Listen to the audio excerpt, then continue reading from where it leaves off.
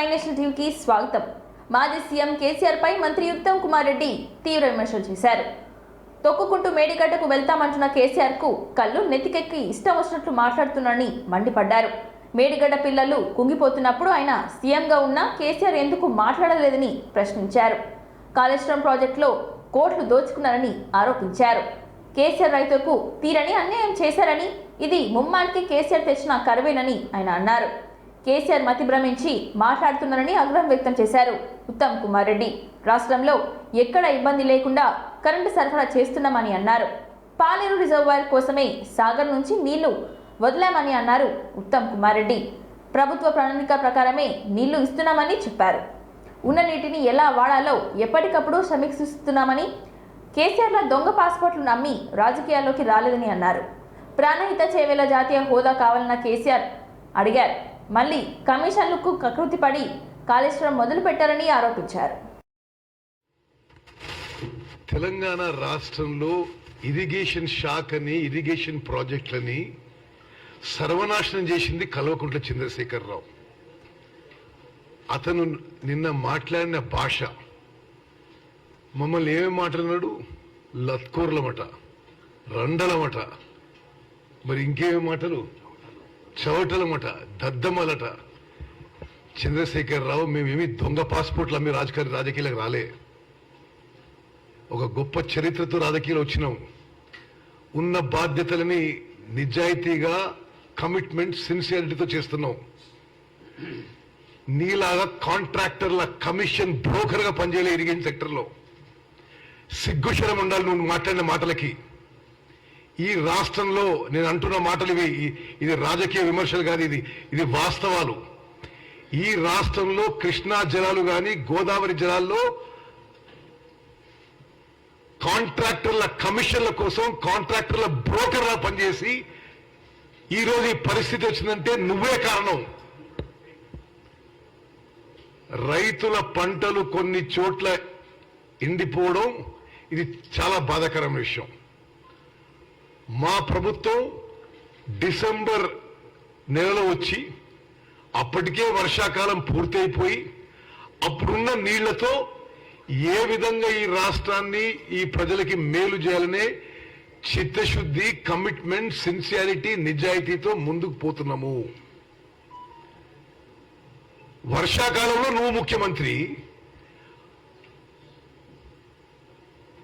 వర్షాకాలం అయిపోయినాక, నీళ్లు తగ్గిపోయినాక మేము అధికారంలోకి వస్తే అడ్డగోలుగా నీ మాటలు, జనం నిన్ను బొంద పెడతారు. నువ్వు తొక్కుకుంటూ పోతున్నట్టుమాట. ఈ ఎన్నికల్లో నిన్ను, నీ పార్టీని బొంద పెడతారు. ఈ ఎన్నికల తర్వాత మీ మనుగడే ఉండదు. మరి పొలిటికల్ నర్వస్నెస్సా, డిప్రెషనా, ఫ్రస్ట్రేషనా? ఎవరు లక్కోరు, ఎవరు రండా? ఈ రాష్ట్రాన్ని అమ్మినాడు. కాంట్రాక్టర్లకి, ఈ బ్రోకరేజ్ కి కమిషన్ల కోసం అమ్మినాడు. రండా, బ్రోకరు, జోకరు. కృష్ణా జలాల్లోనేమో అక్రమంగా ఆంధ్రాకి తరలించడానికి కేసీఆర్ కారణం.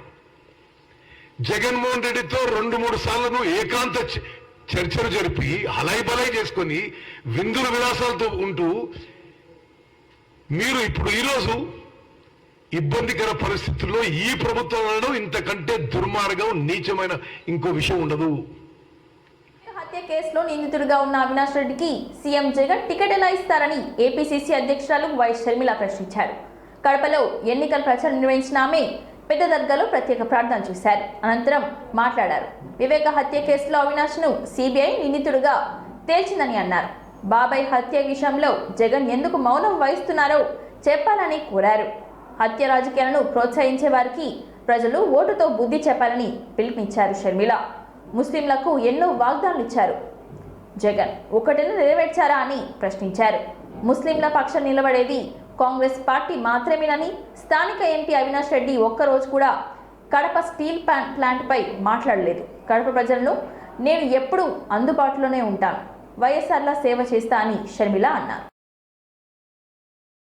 4% रिजर्वेशन किसने दिलाया? राजशेखर रेड्डी साहब ने दिलाया। 7% रिजर्वेशन लाना चाहते थे वाईएसआर साहब सुप्रीम कोर्ट को भी गए लड़ने के लिए, लेकिन 4% रिजर्वेशन लाके दिए अपने వైఎస్ఆర్ సాబ్. ఇట్లా ఒకటి కాదు రెండు కాదు, ఒక ముస్లిం రిజర్వేషనే కాదు, వక్ఫ్ బోర్డు భూములన్నీ అన్యాక్రాంతం అయిపోతుంటే వక్ఫ్ బోర్డు భూములని కూడా రాజశేఖర రెడ్డి గారు పరిరక్షించేందుకు చేయని కృషి అంటూ లేదు. ముస్లిం బిడ్డలకు పెళ్లిళ్ళు అవుతుంటే రాజశేఖర రెడ్డి గారు 50,000 రూపాయలు బహుమానం ఇచ్చారు. హజ్జుకు వెళ్తుంటే రాజశేఖర రెడ్డి గారు రాయితీలు ఇచ్చారు. ముస్లిం బిడ్డలు చదువుకోవాలి విదేశాలకెళ్లి అంటే రాజశేఖర రెడ్డి గారు సహాయం చేశారు. ముస్లిం మైనారిటీ కార్పొరేషన్ల ద్వారా ముస్లిం బిడ్డలకు లోన్లు రావాలి అని రాజశేఖర రెడ్డి గారు సహాయం చేశారు. ఇవన్నీ రాజశేఖర రెడ్డి గారు చేశారు. రాజశేఖర రెడ్డి గారు ముస్లింల కోసం చేసిన అప్పుడు రాజశేఖర రెడ్డి గారికే ఓట్లేశారు ముస్లిం బాయ్యో. కానీ గమనించాల్సిన విషయం ఏమిటి అంటే రాజశేఖర రెడ్డి గారు బీజేపీ పార్టీకి వ్యతిరేక. రాజశేఖర రెడ్డి గారు ముస్లింలను ఎంత ప్రేమించారు. బీజేపీ పార్టీ మతం పేరుతో చిచ్చు పెడుతుంది. వచ్చారు బీజేపీ పార్టీ గోద్రా విషయంలో చేసిన ముస్లింలకు చేసిన అన్యాయంలో రాజశేఖర రెడ్డి గారు పదే పదే ఎత్తి చూపిన నాయకుడు రాజశేఖర్. లో మరి జగన్మోహన్ రెడ్డి గారు మైనారిటీల మీద జరిగిన అన్యాయానికి, దాడులకి, ఆ హత్యలకి కనీసం నోరైనా విప్పారా జగన్మోహన్ రెడ్డి గారు అని అడుగుతున్నాం. మరి జగన్మోహన్ రెడ్డి గారు రాజశేఖర్ రెడ్డి గారు ఆశయాలను కాపాడుతున్న వాడు ఎలా అవుతాడు? రాజశేఖర్ రెడ్డి గారి వారసులు అని చెప్పుకుంటున్న జగన్మోహన్ రెడ్డి గారు మరి కనీసం రాజశేఖర్ రెడ్డి గారి మాటకు కూడా ఆయన విలువగా ఇవ్వకపోతే మరి రాజశేఖర రెడ్డి గారి ఆశయాలను నిలబెట్టిన వాడు అవుతాడో లేదో జగన్మోహన్ రెడ్డి గారు ముస్లిం భాయో బహనో సబ్కు సోచనా చాయి. రెడ్డి గారు చేయని వాగ్దానం ఉందా?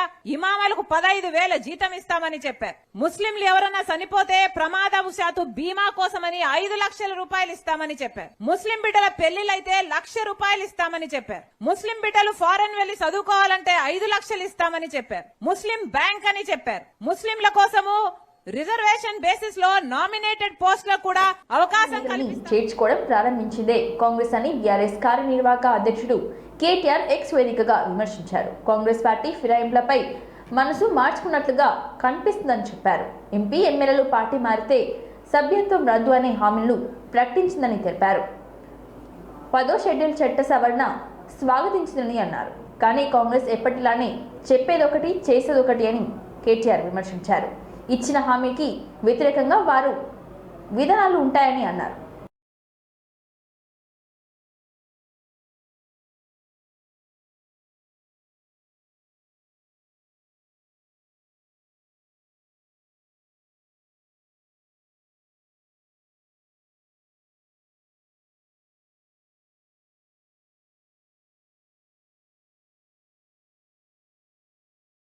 ఇప్పుడు నీ కోసం రేవంత్ రెడ్డి గారు బయట ఒక బ్రహ్మాండమైన బర్రెను ఆడ బయట ఆఫీసులు ఉన్నది నీకోసమే పంపించిండు, తీసుకుపోవని చెప్పిండు అన్నాడు. నేను సంతోషంగా సరే రుణమాఫీ కాకపోతే ఏంది, మంచిగా నాకు 15,000 రాకపోతే ఏంది, బోనస్ రాకపోతే ఏంది, కనీసం మంచి బర్రెనైతే వచ్చిందని చెప్పి ఆ బర్రెని తీసుకున్నా. బయట రాగానే బర్రె కనబడి పాలిచ్చే బర్రెని ఇంటికి పంపించినాం. దున్నపోతుంది తెచ్చి కట్టేసినాం, ఇక పాలే అడికెళ్ళి వస్తాయి, ఏం చేయాలి అన్నాడు. ఇలా రైతులు రాష్ట్రంలో లక్ష్మయ్య గారు ఒక్కరు కాదు, రాష్ట్రంలో ఉన్న ప్రతి రైతు మనసులో ఉన్నది గదే. కొద్దిగా ఎలక్షన్ కోడ్ వచ్చింది అని చెప్పి ఇవాళ కుంటి సాకులు చెప్తున్నావు. ఎలక్షన్ కోడ్ రాకముందే మేము అడిగినాం, నీకు చిత్తశుద్ధి ఉంటే జీవోది అన్నాం, కానీ నువ్వు తప్పించుకునే ప్రయత్నం చేసినావు. ఇవాళ ఇప్పటికైనా నీకు చిత్తశుద్ధి ఉంటే రేవంత్ రెడ్డి గారు కాంటాలు పెట్టినావు కదా, కొనుగోలు కేంద్రాలు చాలు చేసినా అని చెప్తున్నావు కదా. ప్రతి కొనుగోలు సాధారణం కంటే 14% ఎక్కువ. 400 సీట్లతో కేంద్రంలో మళ్లీ అధికారంలోకి వస్తామని కేంద్ర మంత్రి బీజేపీ తెలంగాణ రాష్ట్ర అధ్యక్షుడు కిషన్ రెడ్డి అన్నారు. పార్టీ ఆవిర్భావ దినోత్సవం సందర్భంగా హైదరాబాద్లోని కార్యాలయంలో జెండా ఎగరవేసి మాట్లాడారు. రాష్ట్రంలో బీఆర్ఎస్ రోజుకు కనుమరుగవుతుందని అన్నారు. హామీలను నెరవేర్చే స్థితిలో కాంగ్రెస్ లేదని విమర్శించారు. ఆ పార్టీ ఇచ్చిన హామీలను గాలికి వదిలేసిందని మండిపడ్డారు. రాష్ట్రంలో కాంగ్రెస్ పార్టీ పతనం ప్రారంభమైందని చెప్పారు. తెలంగాణలో 10కి పైగా ఎంపీ స్థానాలను గెలుస్తామని ధీమా వ్యక్తం చేశారు కిషన్ రెడ్డి. బీజేపీతోనే అభివృద్ధి సాధ్యమని కిషన్ రెడ్డి తెలిపారు. ప్రధాని నరేంద్ర మోడీ విశ్వ నాయకుడిగా గుర్తింపు పొందారని, ప్రపంచమంతా భారత్ వైపు చూస్తుందని ఆయన అన్నారు. ప్రముఖ న్యాయవాది, టిఆర్ఎస్ పార్టీ రాష్ట్ర కార్యదర్శి, వారు గత అనేక సంవత్సరాలుగా రాజకీయాలు ఉన్నప్పటికీ కూడా చాలా హుందాగా గౌరవప్రదంగా వివరించినటువంటి వ్యక్తి. అంతేకాకుండా కమిట్మెంట్తో వారు తెలంగాణ రాష్ట్ర ఏర్పాటు కోసం ఒక ఉద్యమకారుడిగా పోరాటం చేసినటువంటి వ్యక్తి. పార్టీలో చేరిన తర్వాత కూడా ఒక బడుగు బలైన వర్గాల నుంచి పనిచేస్తున్నటువంటి వ్యక్తి. వారు చైర్మన్గా ఉన్నప్పుడు కూడా మరి ఉన్నంతలో ఎంబీసీ సామాజిక వర్గాలకు న్యాయం చేసేటువంటి ప్రయత్నం చేయడం జరిగింది. ఈరోజు రానున్నటువంటి పార్లమెంట్ ఎన్నికలను దృష్టి పెట్టుకొని దేశంలో ఇప్పుడున్నటువంటి పరిస్థితుల్లో ప్రధానమంత్రి గారు మళ్ళీ ప్రధాని కావాలి నరేంద్ర మోడీ గారు అనేటువంటి ఒక లక్ష్యంతో ఈరోజు భారతీయ జనతా పార్టీలో చేరుతున్నారు. వారిని మనస్ఫూర్తిగా స్వాగతం పలుకుతా ఉన్నాను.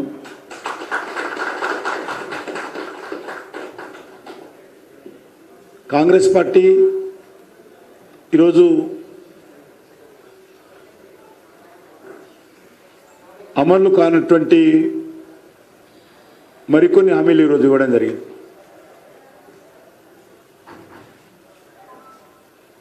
కాంగ్రెస్ పార్టీ గత శాసనసభ ఎన్నికల్లో అనేక హామీలు ఇచ్చారు. అది రైతు డిక్లరేషన్ పేరుతో కానీ, యూత్ డిక్లరేషన్ పేరుతో కానీ, మహిళా డిక్లరేషన్ పేరుతో కానీ, బీసీ డిక్లరేషన్ పేరుతో, మైనార్టీ డిక్లరేషన్ పేరుతో అన్ని వర్గాలను కూడా మభ్యపెడుతూ మోసం చేస్తూ మరి హామీలు ఇచ్చారు. ఎలక్షన్ మేనిఫెస్టోలో అనేక రకాల హామీలు ఇచ్చారు. గ్యారంటీల పేరుతో 6 గ్యారంటీ చాలు 100 రోజుల్లో అమలు చేస్తామని. ముఖ్యమంత్రి ఒక అడుగు ముందుకెళ్ళి ఎవరైనా పొరపాటున బ్యాంకులు మీరు అప్పులు కడితే వెంటనే మళ్ళీ తీసుకోండి 2 లక్షల అప్పులు, డిసెంబర్లో నేను అధికారంలోకి వస్తాను, కాంగ్రెస్ పార్టీ సోనియమ్మ రాజ్యం వస్తుంది, అప్పులు మేమే తీరుస్తాము కాబట్టి మళ్ళీ వెంటనే తీసుకోండి అని చెప్పి కూడా రైతులను మభ్యపెట్టేటువంటి ప్రయత్నము, మోసం చేసేటువంటి ప్రయత్నం చేస్తూ ఉన్నారు. నేను ముఖ్యమంత్రిని అడుగుతాను, మీకు 100 రోజులు అంటే ఎప్పుడవుతుంది? మీకు డిసెంబర్ అంటే ఏ డిసెంబరు? 23 డిసెంబరా లేకపోతే మరే డిసెంబరు? మారడికాయ చేయబోయే ప్రయత్నం చేస్తాం. నేను రేపు ఏం మొక్క పెట్టుకొని మీరు తుగ్గూడలో మీటింగ్ పెట్టారని అడుగుతా ఉన్నాను. ఏం సాధించారని అడుగుతా ఉన్నాను. మీకు పార్లమెంట్ ఎన్నికల్లో ఓటు అడిగేటువంటి నైతిక హక్కు ఉందా కాంగ్రెస్ పార్టీకి అడుగుతా ఉన్నాను. ఇచ్చినటువంటి హామీలు అమలు చేయకుండా ముఖ్యమంత్రి గారు అంటారు తెలంగాణలో 17 సీట్లు గెలవాలి,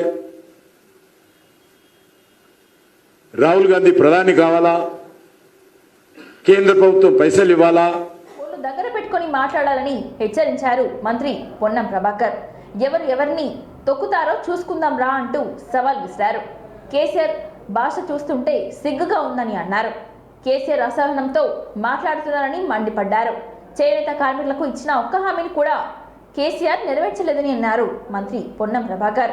కేటీఆర్ అత్తగారు ఊర్లో సమస్య పరిష్కరించని నీచ చరిత్ర కేటీఆర్ దేనని అన్నారు. అభివృద్ధిపై తాము చర్చకు సిద్ధమని మంత్రి అన్నారు.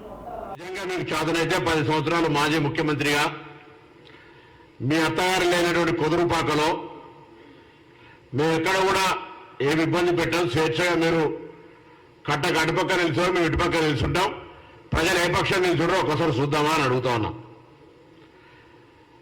కనీసం అత్తగారి ఊరు అయినటువంటి మిటిమారే ముంపు గ్రామాల ప్రజల్ని కూడా పరిష్కరించలేని అసమర్థులు మీరు. అందుకు సంబంధించి అనేక ఉద్యమాలు చేసినటువంటి పరిస్థితులల్లా పోలీసుల పహారలో పోయినటువంటి మీరు ఇవాళ కూడా మీరు తిరగడానికి మేము స్వేచ్ఛ ఇస్తాను. మేము చెప్పిన ఎన్నడూ కూడా ప్రజాస్వామ్యంలో బాధ్యత గల ప్రతిపక్షంగా శాసనసభకు రావాలి, క్షేత్రంలో కూడా ప్రజల సమస్యల్ని చూపెట్టాలి. కానీ భాష, అసహనమైనటువంటి భాషను చూస్తూ ఉంటుంటే యువకులను మేము మాట్లాడితే ఎక్కడ తలపెట్టుకుంటారో ఒకసారి అర్థం చేసుకోవాలి. నేను అడుగుతాను, మిషన్ భగీరథ లేదా మిషన్ కాకతీయ, మేము వచ్చినాక వర్షాకాలం సీజన్ రాలే, చెరువులు కలకలలాడుతూ ఉన్నాయి. మొత్తం కాకతీయ గొలుసు చెరువులతోటి 40,000 కోట్ల రూపాయలు ఖర్చు పెట్టి తీస్తే నీళ్ళు ఏమైనా మరి విదేశాలకు అమ్మినాము. నువ్వు నీళ్ళు ఏమైనా పాస్పోర్ట్లు లేక మీ జనం అమ్మినట్టు ఏమైనా నీళ్లు? ఇవాళ అసహనంతో ముఖ్యమంత్రి శాశ్వత ఎవరు కాదు. ప్రభుత్వాన్ని నిద్ర లేపడానికే రైతు దీక్షలు చేస్తున్నామని అన్నారు మాజీ మంత్రి ఎమ్మెల్యే హరీష్ రావు. 100 రోజుల్లో కాంగ్రెస్ పాలనలో 200 మంది రైతులు చనిపోయారని, వారి కుటుంబానికి ఏ మంత్రి పరామర్శించలేదని చెప్పారు. ఎండిన పంట పొలాలను చూడడానికి రావడం లేదని, కరెంటు నీళ్లు లేవని, కన్నీళ్లే మిగిలాయని ఆయన తెలిపారు.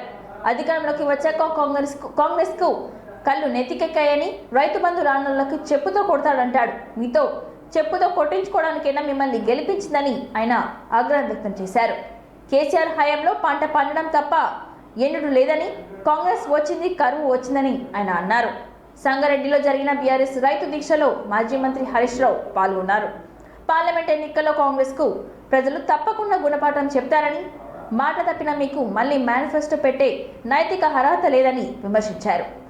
రైతులకు ఎండిన పంటలకు 25,000 నష్టపరిహారం, ఎండిన పంటలకు 25,000 రూపాయల నష్టపరిహారాన్ని, రైతులకు ఇచ్చిన మాట ప్రకారంగా 2 లక్షల రుణమాఫీని, 2 లక్షల రుణమాఫీని, వడ్లకు మక్కలకు బోనస్ ను చెల్లించాలి. వడ్లకు మక్కలకు 500 బోనస్, వడ్లకు మక్కలకు 500 బోనస్ ను, రైతు రుణమాఫీని, రైతు రుణమాఫీని, రైతు రుణమాఫీని. జై తెలంగాణ. చనిపోయిన రైతులకు 20 లక్షల ఎక్స్గ్రేషియర్ను సరళ పుల్లారెడ్డి గారికి, మల్లాగౌడ్ గారికి, గౌరవ కార్పొరేటర్లు, గౌరవ ఎంపీపీలు, కోఆపరేటివ్ చైర్మన్లు, పార్టీ సీనియర్ నాయకులు, ప్రజా ప్రతినిధులు, మండల పార్టీ అధ్యక్షులు, పట్టణాధ్యక్షులు, కౌన్సిలర్లు, బీఆర్ఎస్ ఉద్యమకారులకు, మా సంగారెడ్డి జర్నలిస్టులందరికీ పేరు పేరున నమస్కారం తెలియజేస్తా ఉన్నారు. కానీ కాంగ్రెస్ వచ్చింది, మళ్లీ కరెంటు కోతలు మోపైనాయి, మోటార్లు కాలుతా ఉన్నాయి, పంటలు ఎండుతా ఉన్నాయి, రైతులకు నీళ్లు తక్కువైనాయి, నీళ్లు ఎక్కువైనటువంటి పరిస్థితి నేటి కాంగ్రెస్ ప్రభుత్వ హయాంలో కనబడతా ఉంది. ఇలా రైతన్నల్ని కాంగ్రెస్ పార్టీ నానా ఇబ్బందులు పెడతా ఉంది. కేసీఆర్ హయాంలో పుట్ల కొద్ది వడ్లు పండిస్తే కాంగ్రెస్ హయాంలో రైతులకు పుట్టెడు కష్టాలు మిగిలినటువంటి పరిస్థితి ఏర్పడ్డది. మేము ఒకటే కోరుతా ఉన్నాం, ఈ ప్రభుత్వం వెంటనే కళ్ళు తెరిచి రైతుల్ని కాపాడాలి. రాజకీయాలు పక్కన పెట్టండి. ఎలక్షన్లు వచ్చినాయి, కోడ్ వచ్చినాయని మీరు తప్పించుకోవాలని చూస్తే రైతులు మిమ్మల్ని క్షమించరు అని చెప్పి నేను హెచ్చరిస్తా ఉన్నా. పనికి మాలిన మాటలు బంద్ చేయండి. చిల్లర రాజకీయ బీఆర్ఎస్ పోరాడుతుందని, రైతులు ధైర్యంగా ఉండాలని హరీష్ రావు అన్నారు. ఎవరూ ఆత్మహత్య చేసుకోవద్దని, మీకు అండగా మేముంటామని హామీ ఇచ్చారు. బీఆర్ఎస్ పార్టీ మీద బురద జల్లడం ద్వారానో ఈ రాష్ట్ర ప్రజల దృష్టి మరలుస్తామంటే అది అయ్యే పని కాదు. మేము ఒకటే అడుగుతున్నాం, మమ్మల్ని ఎందుకన్నా తిట్టండి, ఓకే, కానీ రైతుల్ని కాపాడండి, రైతుల దుఃఖాన్ని తీర్చండి, రైతుల్లో ఆత్మస్థైర్యాన్ని నింపండి, రైతులకు ఇచ్చిన మాట నిలబెట్టుకోండి. అదే మీరు ఒక్కటన్నా చేసిండ్రా? 100 రోజుల్లో 6 గ్యారెంటీలు అమలు చేస్తామన్నారు, 13 హామీలు అమలు చేస్తామన్నారు. రైతులకు ఇచ్చిన ఒక్క మాట కూడా కాంగ్రెస్ పార్టీ నిలబెట్టలేదు. డిసెంబర్ 9వ తారీఖు నాడు 2 లక్షల రుణమాఫీ చేస్తామని చెప్పి 4 నెలలైనా ఇవాళ రైతులకు రుణమాఫీ జరగలేదు. బ్యాంకులో వచ్చి ఊర్ల మీద పడుతున్నారు, లీగల్ నోటీసులు ఇస్తున్నారు. బ్యాంక్ అధికారులు ఇవాళ రైతులని నానా ఇబ్బందులు పెడతా ఉంటే ఈ ప్రభుత్వం కొత్త ప్రభుత్వాన్ని నిద్ర లేపడానికే రైతు దీక్షలు చేస్తున్నామని అన్నారు. ఇంతటితో ఈ వార్తలు సమాప్తం. మరిన్ని వార్తలతో మళ్ళీ కలుద్దాం. చూస్తూనే ఉండండి ఓరుగల్లు 9 నేషనల్ టీవీ.